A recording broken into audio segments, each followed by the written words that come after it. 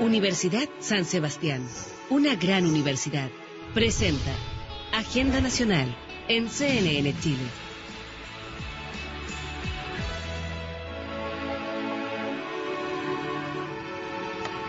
Bienvenidos acá a Agenda Nacional. Hoy, haciéndole honor al nombre del programa, trataremos un tema país.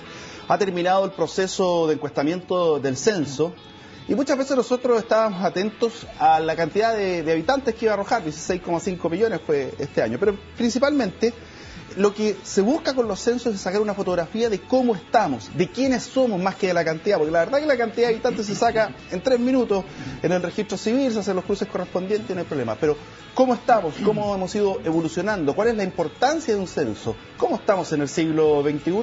Panel de lujo, saludamos de inmediato al rector de la Universidad San Sebastián, doctor en Geografía, don Ricardo Riesco. ¿Cómo está? Bienvenido. Muy bien, muchas gracias. Doctor en Sociología, joven promesa de la ciencia sociológica. ¿Qué te gustó, lo de joven o lo de promesa? Me gustó más lo de joven, porque a veces tengo cierta disociación con el término, pero se agradece el empuje. Muchas gracias. Don Carlos Libasich. Muchas gracias, buenos días. Por el lado allá, economista, MBA de la Universidad de Tennessee, don Sergio Becerra. Bienvenido, Sergio. Muchas gracias y gracias a los televidentes. Don Andrés Estefan, doctor candidate en Historia de la Universidad de Nueva York. La Estatal de Nueva York. Tennessee también. Bienvenido. Muchas gracias por la invitación. Él es un hombre joven. Claramente. Juventud divino tesoro, pero pareciera que nosotros estamos perdiendo ese tesoro, Ricardo. Así es, sí. Bueno, para empezar con el tema del censo, porque efectivamente es una radiografía al país que nos permite mucha interpretación y enhebrar una conversación interesante. El censo arrojó algunos resultados que estamos esperando, la verdad, pero es sorpresivo que haya caído tan rápido la tasa de fertilidad y el país ha entrado a seguir un comportamiento que es el propio de los países en desarrollo, pero que cae la tasa de fecundidad por debajo del nivel de la reposición. Pero paralelamente hay 2 o 3 elementos que el censo también revela que son muy importantes para el futuro próximo, las próximas décadas del país. Por ejemplo, el envejecimiento de la población. Si usted me aprieta, en el fondo yo creo que todo el problema de Europa, la Unión Europea, tiene que ver con este tema del envejecimiento y el tema demográfico. También otro tema muy importante, la concentración territorial de la población. Nosotros estamos en niveles de concentración ya sobre el 85%, hablan del 87%, y eso inmediatamente trae una cantidad de desafíos que no están resueltos. El tema de las comunicaciones, de las migraciones al interior de las ciudades, que es un temazo en Chile. También un último punto, así para poner sobre la mesa, cómo las capitales regionales se comen el entorno regional. Y una parte positiva, para que no quede eso, a mí me parece que es interesante que Santiago, siendo todavía tener una estructura predominante en el país, se detiene un poco, se morigera eso y empiezan a surgir 2 o 3 núcleos interesantes como es Concepción, como es Valparaíso, como es Coquimbo, por ejemplo, que pueden empezar a contribuir a esa tarea inconclusa que tenemos, que es la distribución de nuestra población en el territorio. Carlos, siempre se dice que es un síntoma de los países desarrollados en vía de desarrollo la caída de la natalidad. ¿Por qué? Porque salen un montón de razones, que el costo de la vida hace que la pareja trabaje, que no hay tiempo para criar a los hijos. ¿Están así? Ahora, eso es cierto, pero hay una cosa que tiene mayor relevancia, que es el rol de la mujer en toda esta situación. Porque antaño los roles estaban más bien determinados, o sea, era cierta la edad en la que uno se casaba, 20, 21, la mujer estaba casada, tenía tantos hijos, era un rol más bien de recepción y de formación del hogar, y era, como se dice en términos sociológicos, el macho proveedor, aquel solamente que trabajaba y en el fondo que nutría el hogar. Entonces era como un rol tan determinado que uno decía, bueno, te casarás a tal edad, serás madre a los tantos, esta es tu función, y ahí como que estaba todo bien, hasta la década de los 70 en adelante, que se produce una apertura de la mujer al mundo laboral, cambia toda esta idea de mundo moderno, Chile se empieza a incorporar en esta idea de mundo globalizado a través de un cambio económico, social, político, y obviamente esto empieza a repercutir. ¿Por qué? Porque hoy día cuando tú vas viendo todos los indicadores te das cuenta que las mujeres son madres entre los 28 y los 33 años, o sea, has demorado el proceso 7 a 8 años en lo que era antaño. Entonces ese efecto se nota inmediatamente en lo que decía anteriormente. O sea, vamos envejeciendo más y nos vamos demorando más en renovar, por decirlo, tomando un término económico, la población. Y nos demoramos más en morir, porque hoy día ya existe el concepto cuarta edad, que es pasado los 75, claro. Y eso, en términos económicos, ¿qué significa? Significa llevar una carga de gente a la cual los más jóvenes, me considero joven todavía, tenemos que mantener. Pero una pregunta básica, ¿país con harta población o con poca población es sinónimo de riqueza, pobreza? Bueno, efectivamente un país con bastante población puede asociarse esos variables dependiendo del tema de la pobreza. Hay otros factores que están incidiendo, pero aquí lo importante, y tú lo mencionabas, es un tema país, es un tema que tiene que ver con las políticas públicas. Chile en los últimos 30 años, como decía el rector, ha ido evolucionando, ha ido desarrollándose, pero lo más importante es qué se va a hacer y cómo las políticas públicas están enfrentando el tema de esto de la población, del adulto mayor, esta cuarta edad que tú mencionas, Pablo, que hoy en día no nos estamos haciendo cargo. Como tú bien dices, hay problemas económicos que se van a generar en los próximos 30 años. Por ejemplo, estimaciones dicen, a la tasa que estamos hablando del censo del 2002, a la tasa que se proyectaba en los próximos 30 años, se decía que de cada 3 personas que van a jubilar, personas jóvenes como nosotros que estamos acá, que vamos a jubilar en unos 30 años aproximadamente, de cada 3 personas, 2 no tendrían fondos para poder financiarse. Entonces, esa transferencia de recursos que se produce en la economía es importante, un tema transversalmente. De diferentes gobiernos, diferentes presidentes han tomado medidas, por ejemplo, en el gobierno de la presidenta Bachelet, el tema del bono por hijo, en el gobierno del presidente Piñera, el tema del postnatal, también van en ese sentido. De repente muchos políticos vemos en el Twitter, que sabemos que está ardiendo en este momento, se comenta el tema de que son medidas un poco populistas, un poco para obtener votos, pero el trasfondo que está detrás de esto es generar un incremento, como decía el rector, de revertir esta tasa de los países desarrollados y que está asociado justamente al desarrollo que ha habido en los últimos 30 años y que va a seguir así. Nosotros vemos que la tasa en este momento de crecimiento es 0,97, muy por debajo de lo que fue 1,2 en el último censo, y en el censo del 92 que es 1,6. O sea, a esta tasa nosotros tendríamos los mismos problemas en el próximo censo que tiene Europa en este momento, y sin tener las políticas públicas al respecto de población de adulto mayor, y otro problema que yo pienso que después vamos a discutir, que es el tema de la migración también, que generó todos estos conflictos sociales que hubo en Europa el año pasado.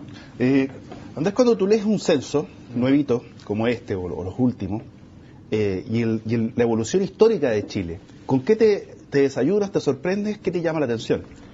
Uno de los factores más interesantes cuando uno analiza la historia detrás de estas cifras tiene que ver con las obsesiones. Por ejemplo, si tomamos los censos republicanos, desde 1813, que es el primero que no está reconocido como tal, pero sí se puede considerar una experiencia a rescatar, ya está esta obsesión por cuánta población tenemos, cuánta población necesitamos. De ahí un poco se engarza con la pregunta que hacías antes, más o menos poblaciones, más o menos riqueza. Desde el inicio de la República, esta obsesión de que tenemos un territorio muy rico, con muchos recursos, pero no muy poblado. Y por ejemplo, cuando proyectas esa misma pregunta a la década del 60, después del censo del 60, la revista Ercilla, si no me equivoco, publica un artículo con ciertas estimaciones de crecimiento. Se decía que para el año 2000 íbamos a tener 20 millones de habitantes. Entonces después, claro, vienen los resultados del censo 2012, donde encuentra que incluso con las expectativas que estábamos trabajando tampoco se cumplió. Entonces ahí son ideas, son proyecciones, y tiene que ver mucho con esta dimensión del censo como también un lugar donde se consolidan y se cristalizan muchas de las obsesiones, las preguntas y los deseos que animan en cierto sentido las políticas públicas, pero también la imagen que tenemos de nosotros mismos. Y eso también es lo interesante de los censos, que son, o al menos, bueno, hasta antes de la aplicación de la nueva metodología, son instancias netamente republicanas, donde nos reconocemos, donde se hace un alto para saber, bueno, cuántos somos y cómo estamos viviendo.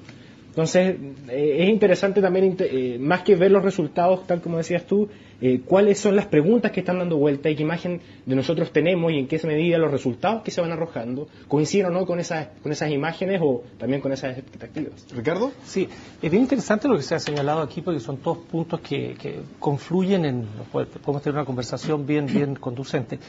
Yo creo que Chile está subpoblado desde su inicio, lo que señalabas tú, es verdad, Chile tiene un territorio magnífico, tiene una densidad poblacional baja, el nuevo censo son de 22 habitantes por kilómetro cuadrado, Chile que pudiera tener tranquilamente, a mi juicio, 4 veces más o 50 millones de habitantes, tranquilamente, y es un tema que hay que tratar. Ahora, es verdad que la incorporación de la mujer al mundo laboral, que es muy deseable, porque la sociedad del conocimiento es la persona humana la que genera la riqueza, y la mujer que tiene perfectas dotes para eso y te estudian a la par en las universidades. Ustedes saben que hoy día, nuestros auditorios deben saber que hoy día, auditores, que el 50% de los estudiantes de una universidad en general son mujeres y los otros hombres. Entonces, ¿por qué? Porque es la sociedad del saber y del conocimiento. El problema está que la mujer dejó de tener hijos, no por mala voluntad ninguna, sino que la mujer, y eso pasó en el mundo desarrollado también, y está pasando, es acogida en el mundo laboral con una estructura laboral masculina.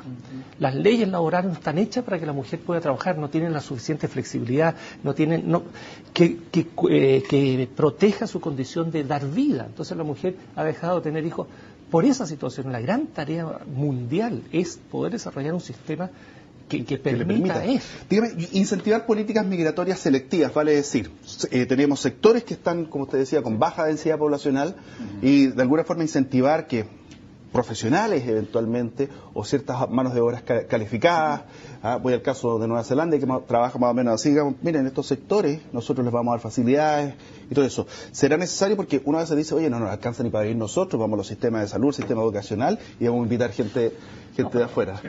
Lo que se está produciendo respecto de eso es justamente el fenómeno que han vivido otros países. Tuviste el ejemplo de Nueva Zelanda, el caso de Australia, de Canadá y de Estados Unidos también. Existe un cierto tipo de trabajo que es el nivel más operativo que justamente los locales no están satisfaciendo. Y eso está produciendo en Chile, está asociado al nivel de desarrollo que ha alcanzado en los últimos 30 años. Nuevamente, todos estos cambios que se producen en el censo, todos estos cambios sociodemográficos, tienen que ver con el desarrollo que ha vivido Chile.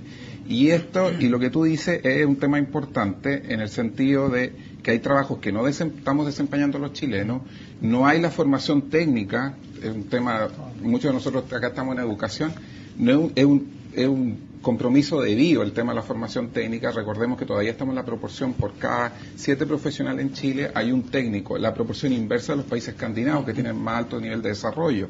Entonces, al no tener técnico, al no tener nivel operativo, nosotros no vamos a pasar a una segunda fase de desarrollo, y esa es otra arista que se está desprendiendo. Entonces, ¿quiénes vienen a satisfacer? Mano de obra de otros países que están dispuestos a trabajar con menores niveles de ingreso per cápita y están dispuestos a trabajar por el nivel de ingreso. Recordemos que Chile tiene un ingreso per cápita más alto de Latinoamérica. La semana pasada salió el índice de competitividad, nuevamente salimos en el primer lugar a nivel latinoamericano, por lo tanto es un país atractivo para la migración, pero aquí está nuevamente la gran incógnita.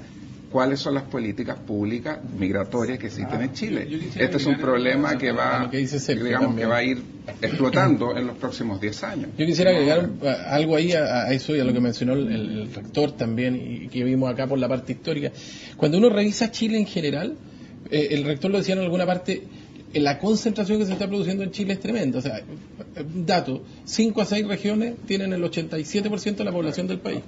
Cuando uno, por ejemplo, compara Santiago, en Santiago viven 434 personas por kilómetro cuadrado, y en Coyhaique, o en la región de Aysén, 0,9% por kilómetro cuadrado. Entonces, uno va mirando las de proporciones cuando tú miras los datos, por ejemplo, las migraciones, salvo en la región del Maule, que se entiende por el tema del terremoto, las capacidades, el tema laboral, lo que es la 15ª región que es la que ha crecido, las demás, Magallanes, Aysén, la misma 9ª región, se está produciendo una desertificación poblacional, por inventar un término, que yo diría que es alarmante. Y lo otro que también lo dijeron acá, que yo creo que es más preocupante, es que en todas las regiones, la cabeza de región representa el 80 y tantos % de la población global. Entonces ahí cuando el rector decía podríamos ser 50 millones de habitantes sin ningún problema, si nosotros nos remontamos a la historia a fin del siglo XIX, principio del siglo XX, ya Chile tuvo que abrir geográficamente el terreno para que vinieran otras colonias, otros países a darle vida a algo que nosotros no queríamos poblar. Lo que pasa es que hoy día vamos a tener que volver a hacer esto, pero como decía Sergio, con otro tipo de mano de obra, a lo mejor gente no tan emprendedora, no tan preparada. Entonces ahí uno también va a decir, vamos a poblar, vamos a crear una serie de cosas, pero ¿cómo vamos a crecer? Porque eso no se garantiza. Pero, a ver, yo agarro el mapa de Chile y digo, mira, aquí tenemos tantos kilómetros cuadrados, estamos es poco denso. Pero ¿cuánto de ese territorio es habitable? Porque si yo tomo esa es la pregunta. claro, porque mira, si yo tomo la cordillera, ¿cuántos podríamos vivir y desarrollar bien una ciudad en la cordillera? Y ahí tenemos menos kilómetros cuadrados. Voy a Campo de Hielo Norte, por ejemplo, que es una cantidad tremenda de kilómetros cuadrados. Claro, nos cambian la estadística, pero entonces... Pero Pablo, en Europa las densidades... Claro, hay que sacar el Chile habitable, el Chile del Valle Central, porque ahí las tareas están totalmente inconclusas. En Europa hay densidades de 400, en Holanda, por ejemplo, tiene densidad de 400 personas por kilómetro cuadrado, Alemania 250. Entonces, aún los terrenos planos, yo estoy contigo, la cordillera, que no la despreciamos, porque la cordillera nos genera toda la minería y Chile sigue siendo un país minero. Sí, pero como para evitarlo. Pero nosotros ese Valle Central y ese desierto del norte tenemos que trabajarlo. El Valle Central chileno, tú sabes que el clima mediterráneo de Chile, que es el clima que va entre La Serena y Chillán más o menos, es el 1% del clima del mundo. Y de esa superficie en Chile se riega, el 1% está regado. Tenemos que regar, el 3% está regado. Tenemos que regar, cuando tenemos la cordillera nevada. Hay territorio arreglable. Eso es lo que yo decía al comienzo. ¿Hacemos una bolsita? Vamos a una pausita. Te doy la palabra, Sí, Andrea. sí. A usted que está en la casa, por favor participe a través del Twitter en @AgendaNac o el hashtag Agenda Nacional. Opiniones, preguntas, lo que quiera. Ya vamos a ir con lo que nos dice don Pato Ramírez, nuestro amigo Gonzalo Rojas, Pepe Casens. Dice, no he sido censado en los 2 últimos procesos. A estas alturas no sé si seré parte de un error muestral o no muestral. Yo tampoco he sido censado. ¿Saben lo que me siento? Un NN estadístico. Ya volvemos. Participe en Twitter. Vuelta acá en la Agenda Nacional. Andrés, a ver, cuando uno ve un censo hay que empezar a ver los procesos de integración social. No esperar que desde el Estado solamente surjan las políticas. Y en ese sentido, ¿qué es lo que ves tú? ¿Qué conclusiones sacas de, no te voy a decir de este censo porque no se entregan todos los resultados, pero de cada una de estas muestras censales? O sea, la conclusión que uno saca en estos casos, sobre todo cuando uno advierte que Chile se está convirtiendo en un país mucho más diverso, resultado de los procesos migratorios, es la necesidad también de generar estímulos que no respondan únicamente a políticas públicas. Las políticas públicas son esenciales, son claves.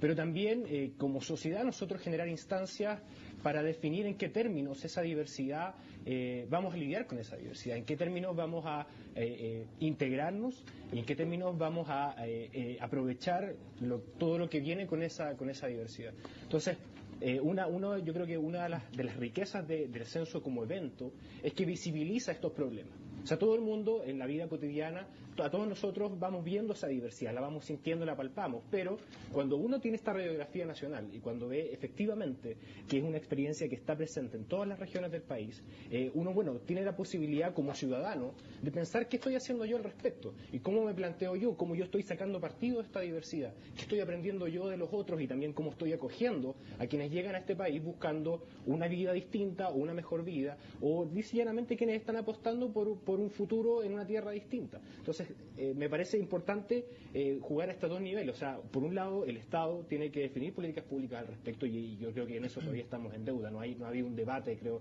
consistente al respecto. Pero junto a eso también, cada uno de nosotros, al ver estos índices, debemos también pensarnos y definirnos en función de ese proceso.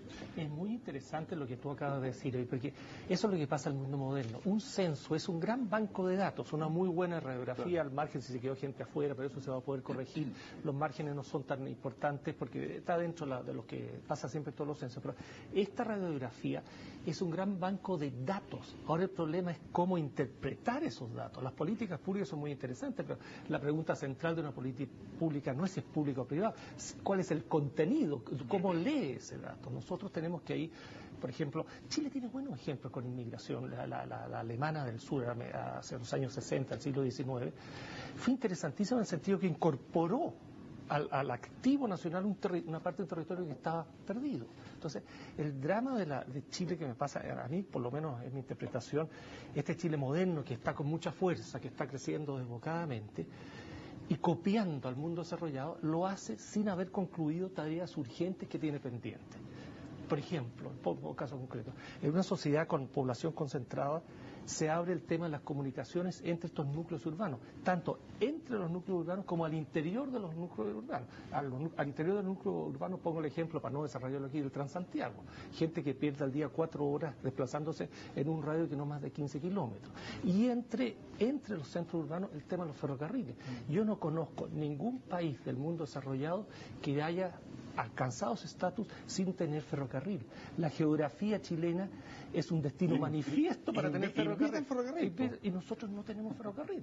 El ferrocarril a la altura del desarrollo de Chile. Tenemos uno que anda por medio de 30 kilómetros por hora. A mitad. Oye, una pregunta, cuando hablabas tú recién de diversidad, ¿cuál es la diversidad? ¿Es sinónimo de pérdida de identidad? ¿Y qué tan importante es la identidad finalmente? Es importantísimo. Bueno, acá en el censo, en la construcción del instrumento, hay preguntas que apuntan a eso. Hay preguntas sobre los pueblos originarios.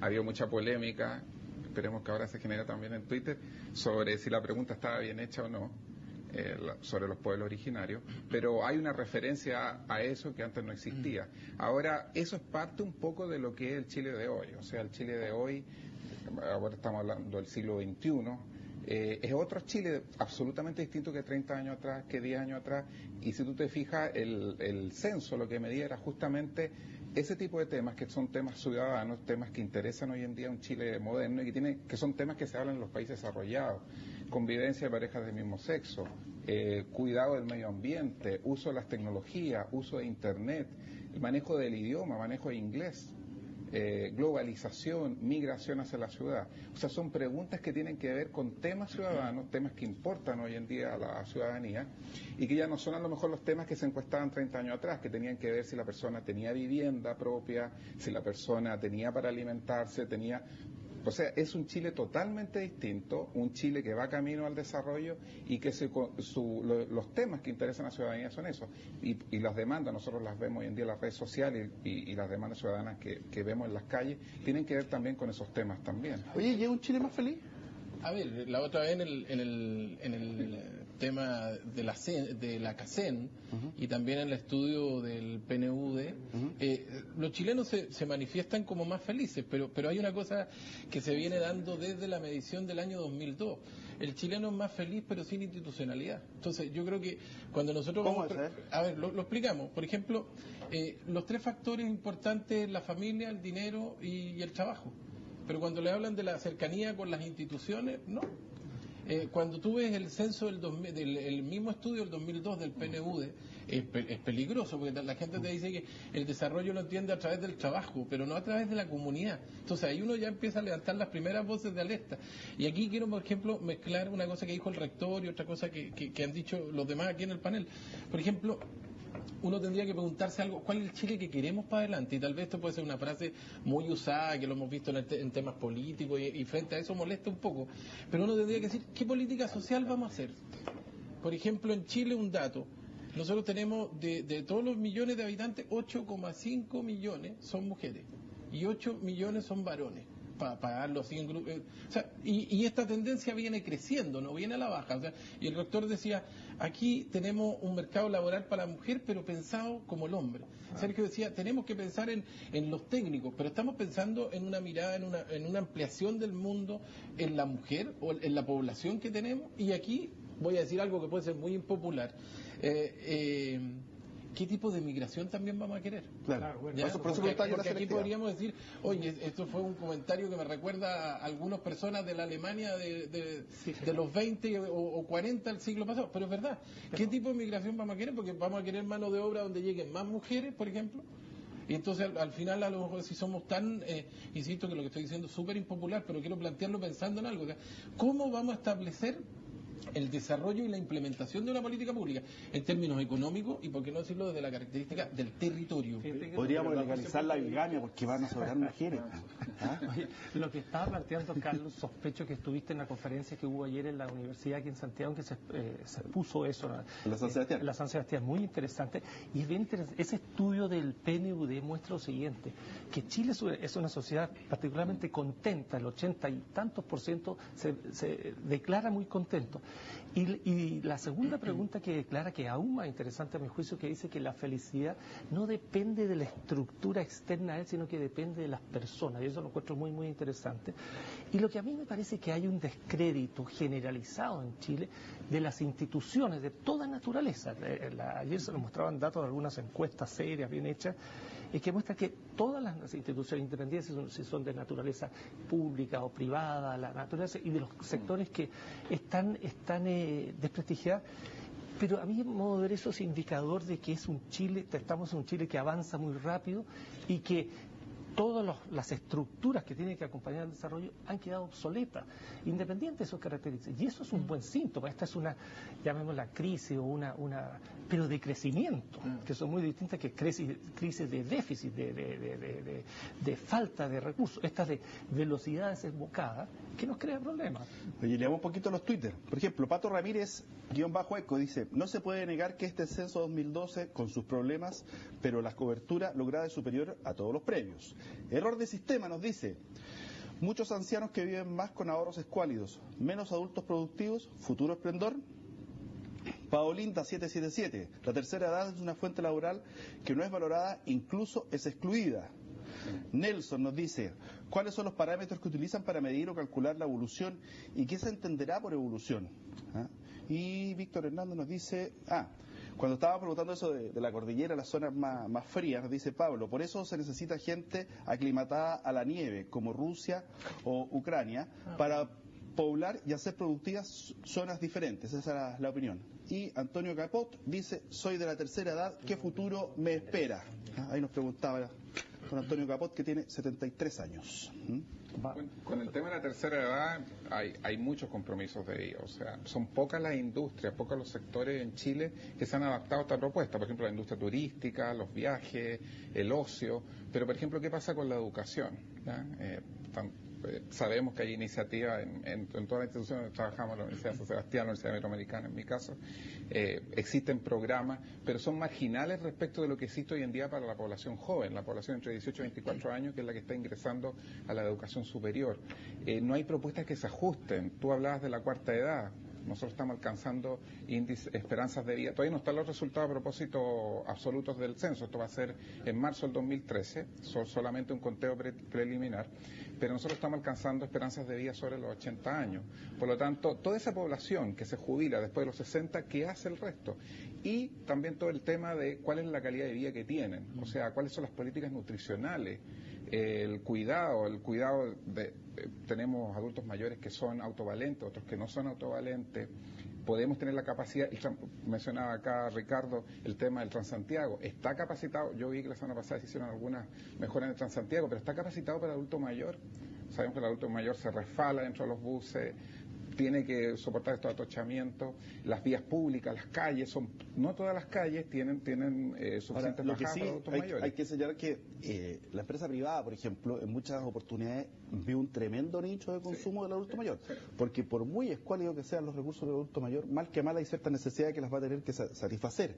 Entonces, hoy día se está buscando mucho el adulto mayor con sus necesidades de consumo, lo estamos viendo desde las cajas de compensación. Para poder finalmente plata. Y lo mismo para decir el estrato C3D, que es de los sectores mejores pagadores que hay en Chile. Oye, mira, quedémonos en ese punto porque las preguntas me impresionan, lo buenas que son, y te está reflejando el Chile real. Preguntas que no están circulando así en las noticias diarias. Mira, tiempo atrás, en el mundo, cuando las expectativas de vida eran del 60, 65 años, la vida consistía en lo siguiente: habían 20 años prelaboral, que eran los jóvenes, la etapa escolar y formativa, educativa, y después unos 35 o 40 años de vida laboral, y aunque sea duro y brutal decirlo, después el tiempo post-jubilado duraba 3, 4, 5 años en promedio, después morían. Hoy día lo que ha pasado en el mundo es increíble, que la etapa post-laboral, la de la tercera edad y cuarta edad, es tan grande como la etapa prelaboral, incluso la va a ganar porque la etapa prelaboral joven se está achicando por la caída de la natalidad. Claro. Entonces, lo que se llama el pacto generacional es lo siguiente para nuestros auditores, y con eso no hablo más. La persona que trabaja hoy día mira para arriba, para sus antepasados, y dice, por Dios, yo voy a tener que mantener durante muchos años a la población pasiva de la tercera edad. Y mira para abajo, por Dios, los que me van a tener que mantener a mí mañana son cada vez menos.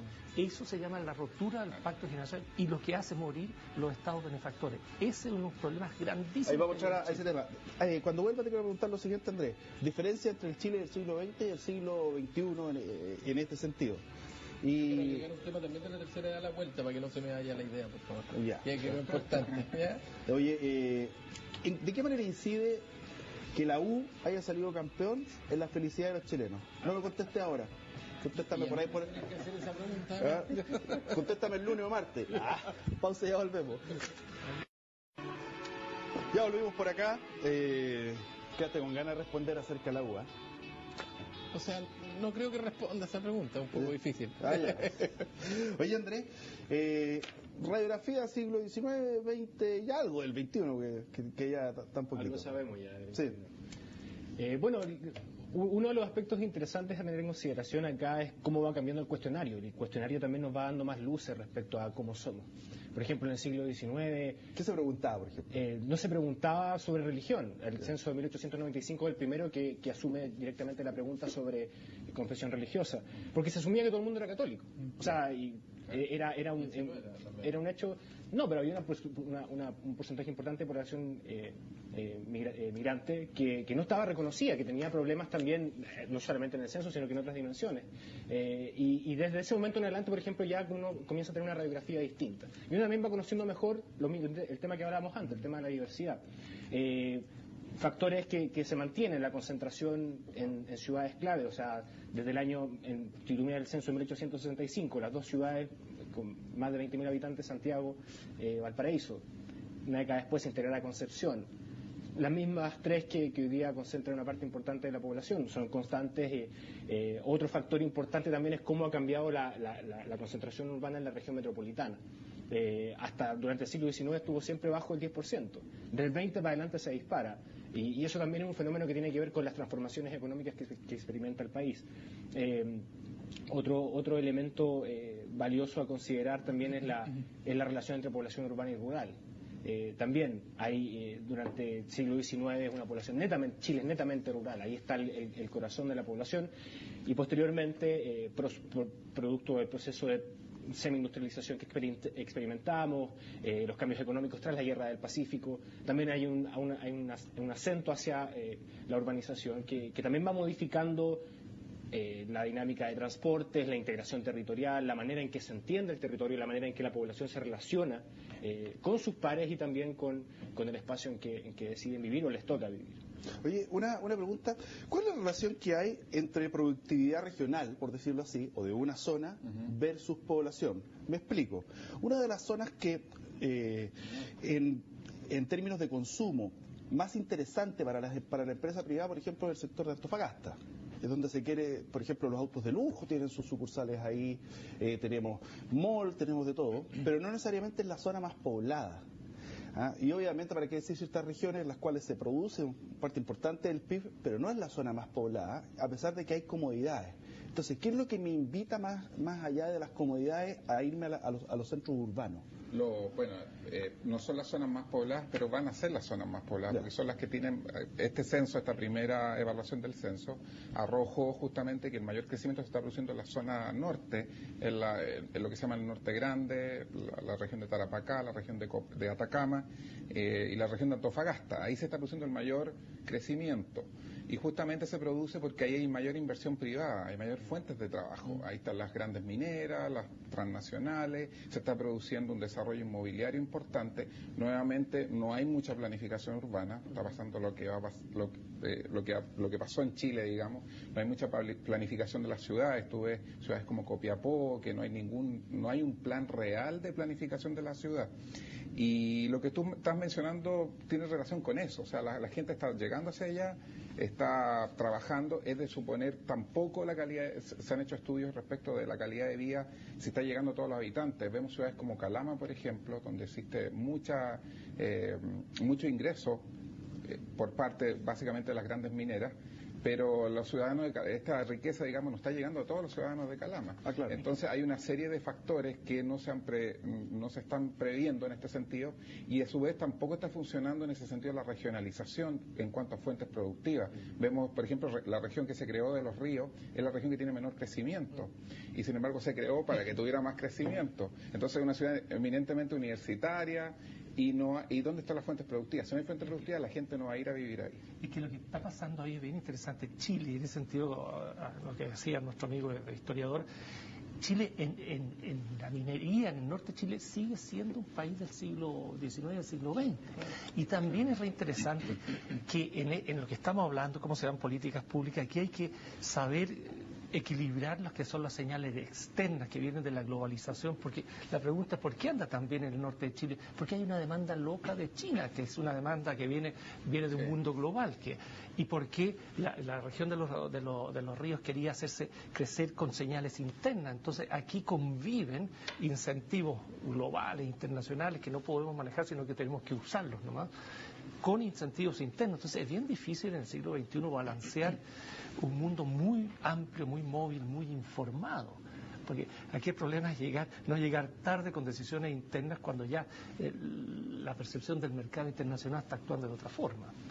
Ahora, hay ciertos hábitos que nos han ido ayudando tal vez a envejecer. Por ejemplo, está la campaña Elige Vivir Sano, vemos en las calles, las municipalidades, el trabajo que se hace con la tercera edad, con el sentido de dar deporte. Entonces, esa prolongación de la vida nos va a significar que nuestro estado de bienestar se vea afectado, y me refiero justamente al fenómeno europeo. Veíamos recién que en el caso de Lufthansa estaban yéndose a Lufthansa, ¿no? Estaban yéndose a huelga. Estamos viendo en España o en Francia el recorte o el apriete de los beneficios sociales. Entonces, ¿cómo lo vamos a hacer? Si por una parte el Estado, que es su deber ético, obviamente, darle mejor calidad de vida a la gente, incentivarla, pero por otra parte, ¿de dónde vamos a sacar esa plata? Ahí uno tendría que decir un concepto, perdona. Dale. ¿Vamos a planificar o a reaccionar? Con eso tomo una idea. Disculpa que te haya interrumpido. Buena porción. Pero también, y ahí podemos también recoger un tema que salió al pasar hace poco, el tema de la felicidad. O sea, precisamente uno ve estas noticias y también analiza cuál es la situación en Chile, y uno tiene legítimo derecho a cuestionar estos índices de felicidad. Sí, somos más felices, menos felices, pero cuando uno comienza a escarbar detrás de ese concepto, que es bien problemático su uso en términos políticos, y muchos precandidatos ya lo están utilizando y parece le están poniendo harto pino a eso, uno tiene que plantearse críticamente sobre qué significa, que está detrás de esa definición, hacia dónde apunta y cuáles son los parámetros con los que vamos a partir, y sobre eso importante, planificar, no reaccionar, pero planificar también asumiendo de que el proceso de diversificación de este país, el proceso de expansión económica que estamos experimentando, debe estar aparejada con políticas que fomenten, desde poblamiento en sectores que están en crisis, también políticas que promuevan mejores salarios, políticas que promuevan un servicio de salud a la altura de las demandas y las expectativas que tenemos como sociedad. Políticas que promuevan además una equidad en la puerta más cercana, y esto lo estuvimos viendo en algunos capítulos anteriores, a los beneficios del Estado o al Estado, que es el caso de las municipalidades. Y me voy a ir al siguiente ejemplo, y lo hemos visto en la prensa. tenemos 145.000 millones de pesos, es el presupuesto que tiene, por ejemplo, la municipalidad de Las Condes, y tenemos una municipalidad como San Miguel, La Cisterna, Lo Prado, que andan en los 15.000, 20.000, y donde se requiere más. Yo no me imagino al alcalde de Vitacura repartiendo media agua, ni tampoco solucionando problemas para comprar un ataúd para un funeral. Entonces, ahí hay una inequidad. ¿En qué sentido? Ponen como sede comercial una tremenda empresa en la comuna de Las Condes, porque están sus oficinas centrales, y paga 7.800 pesos por el supermercado que tiene en la comuna modesta. Entonces, ha habido también una inequidad que se puede arreglar netamente con decisión política para decir, oye, vamos a distribuir eso de otra forma. O sea, no tiene que meterse el Estado la plata al bolsillo. Exacto, que es lo que pasa un poco en los países desarrollados, donde por ciertas políticas de distribución de la ciudad, las fuentes productivas, las empresas, están en diferentes sectores de la ciudad. Entonces tú tienes, por ejemplo, empresas en la Florida, en Maipú, en Las Condes, en Cerro Navia, en Pudahuel, en todo el espectro de Santiago, y no concentrado, digamos, las diferentes empresas, las diferentes fuentes de trabajo en el fondo, y la que genera estos recursos para los municipios. Yo hablaba la otra vez, por ejemplo, con el alcalde de Cerro Navia el día miércoles o jueves, y me mencionaba, a raíz de un estudio que hicimos con el Instituto de Libertad, con la subdirectora, con Andrea Ojeda, mencionaba la necesidad que tienen ellos de captar empresas para que puedan ir, para que puedan generar recursos, y se produce esa suerte de inequidad. Ahora acá lo más importante, más que el tema que el Estado genere este tipo de incentivos, es que también la ciudadanía como un todo, la sociedad,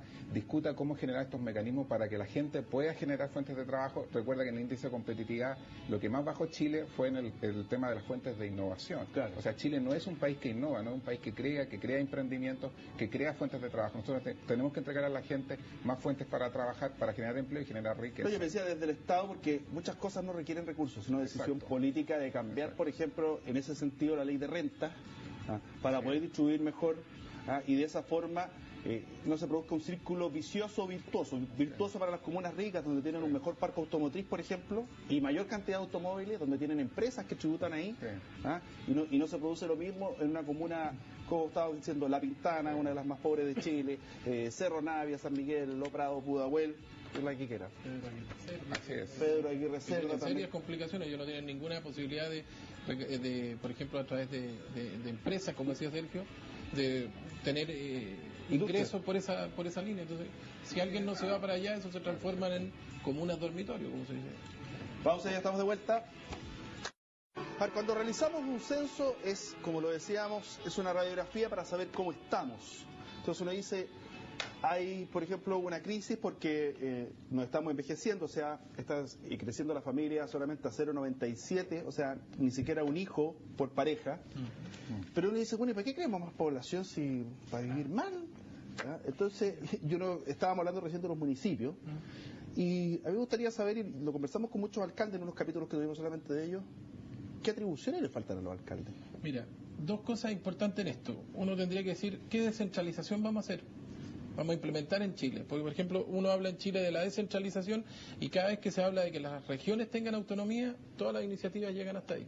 O sea, nosotros históricamente, y eso Andrés nos podría explicar, y el rector, que son expertos en la materia, podrían explicarnos desde el comienzo de la República que eso ha sido siempre igual, este Estado centralizador. Pero por ejemplo, yo tuve oportunidad ahora de participar en esta semana en un encuentro que organizó la CEMUCH, la Asociación de Empleados Municipales de Chile, y están tocando estos temas. Ellos hablan de mayor empoderamiento, no en el sentido de tener poder, sino decir mayores atribuciones. Mencionaron cosas del censo, por ejemplo, la gente de Frutillar decía, hoy somos la tal región, somos tal comuna en la región, hemos crecido en esto. O sea, los efectos del censo son tan importantes que hoy día la gente se pregunta, dice, ¿estamos creciendo a esto o estamos decreciendo en esto? Tenemos estas necesidades, pero ¿qué atribuciones tenemos? Y la gente habla de un gobierno local, donde se puedan gestionar iniciativas, donde en el fondo ellos tengan atribuciones para resolver, porque si no, es decirle a alguien, mire, administrame el problema, pero todo lo grande lo vamos a ver desde Santiago o desde la región metropolitana.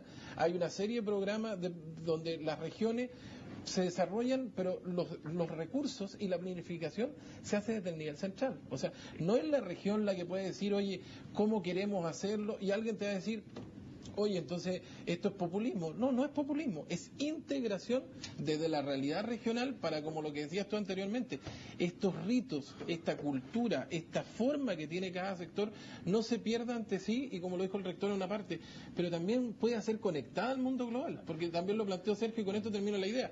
Va a pasar lo que está ocurriendo en Copiapó, o sea, es el crecimiento que tiene la minería lo que determina en el fondo qué tan atrasados estamos en estos temas. Entonces, ¿cómo lo hacemos? Esa es la pregunta. Carlos hace un rato atrás dijo una frase bien buena. ¿Qué hacemos? ¿Planificamos o reaccionamos? Claro. Déjame pescarme de ese punto. Lo que pasa es lo siguiente.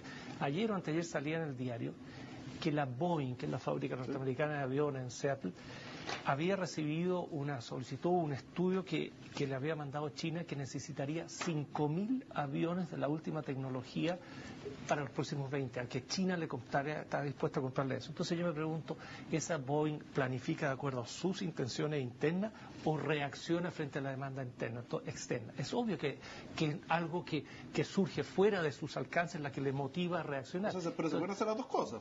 Pero lo que pasa es que hay un problema de escala, y eso es re interesante. Tú preguntabas, ¿conviene tener más población? A mí no me cabe ninguna duda que la respuesta es sí.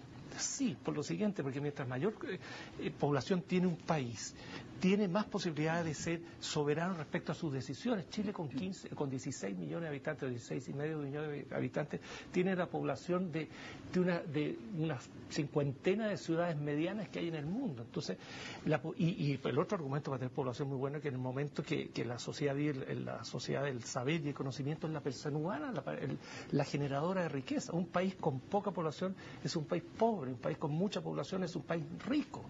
Yo creo que esa es una lección de geopolítica, una especie de aforismo geopolítico fundamental. ¿Por qué es importante China? ¿Por qué es importante Brasil? ¿Por qué es importante México, Estados Unidos? Porque tienen población. Oye, se nos acaba el programa, pero, Sergio, mira, ve a la cámara 6, y usted tiene 30 segundos para decir lo que se le ocurra, lo que tenga ganas de decir. 30 segundos. Bueno, como se me ocurre, voy a disentir acá con Ricardo sobre el tema que dice que los países con poca población no pueden ser ricos. Los países con poca población pueden ser ricos, pero ricos en desarrollo. Vemos el caso, por ejemplo, de países como Suiza, Singapur, que han crecido, y en ese sentido Chile, en los últimos 30 años, ha adoptado una política importante e interesante al respecto, que es poder negociar con diferentes bloques regionales, estar abierto al desarrollo, estar abierto al crecimiento, a diferentes fuentes de ingreso, pero lo más importante es no detener esto y pasar a la siguiente fase del desarrollo. Chile no puede seguir siendo un país que exporte commodities como minería, como pesca, como los recursos forestales. En Chile se tiene que desarrollar la capacidad de emprendimiento e innovación, la educación tiene algo comprometido al respecto, puesto que si no, nunca vamos a ser desarrollados y vamos a seguir estando con estas concentraciones que arrojó el censo en el norte del país, la gente va a empezar a migrar y van a tener los mismos problemas que están teniendo en este momento en Santiago. Así que hay que evolucionar hacia una siguiente fase. Andrés, ¿la 4 es tuya? Toda mía. Toda mía. Te la llevas para la casa, señora. Pero estamos llenos de cámara acá. Me falta una en la casa. Claro. No, básicamente invitar a la ciudadanía a seguir de cerca los resultados del censo. Ahora tenemos estas cifras preliminares, todavía quedan algunos meses antes de que conozcamos los resultados definitivos. Pero es importante que como ciudadanos también usemos estos instrumentos, no los dejemos solamente como artefactos de uso estatal. Nosotros somos quienes proveemos esta información, nosotros hacemos posible esta monopolización de este tipo de conocimiento, y por tanto es información que a nosotros nos atañe, sobre todo en la situación en la que estamos, donde al parecer la política se está redefiniendo, estamos pidiendo más espacios de participación, la política local parece más relevante. Bueno, si queremos participar de manera activa, estos datos son el insumo que necesitamos para saber cómo estamos, qué necesitamos y de qué manera, por ejemplo, podemos corregir desigualdades territoriales, sociales. Ricardo, la 6. Sí, un poquito un cogollo para lo que me señalaba mi vecino, en el sentido que, claro, los ejemplos que él da son países que tienen poca población, pero están insertos en un barrio de vecinos muy grande. Pues Singapur está al lado de China, Holanda es la salida de Francia y Alemania. Sí, pero tenemos en los vecinos un mal barrio, un barrio complicado. Pero con todo yo quiero decir lo siguiente, que el Chile del siglo XXI Yo soy muy optimista respecto al desarrollo del país, muy optimista, pero yo creo que hay 2 o 3 grandes tareas que hay que cerrarlas y cumplirlas de una vez por todas. Primero, no puede ser que en el siglo XXI no tengamos ferrocarril y no tengamos una política energética definida. Cuando un país se da cuenta que ya tiene problemas de energía, ya es tarde. Segundo, el tema de que no puedo desarrollar ahora, pero yo creo poder justificar que Chile es uno de los países ecológicamente más limpios del mundo, por su ubicación en el hemisferio sur, por su ubicación respecto al Océano Pacífico, por su protección de la cordillera de los Andes y por su desierto.